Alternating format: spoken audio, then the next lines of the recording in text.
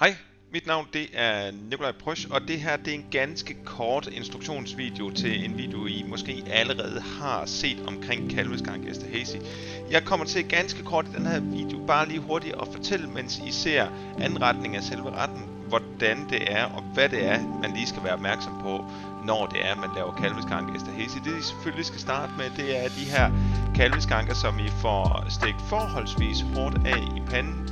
Hvis det er nogle meget store stykker, så sørger I selvfølgelig for at binde dem op, så de ikke falder fra hinanden, og det er I så senere braserer dem sammen med lidt suppeurter og tomatpuré ind i ovnen i en mørk kalvebouillon.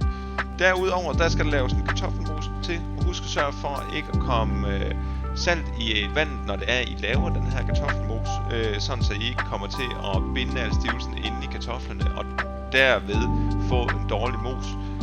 I kan bruge smør og fløde, eller I kan bruge smør og mælk, når I laver den her mos.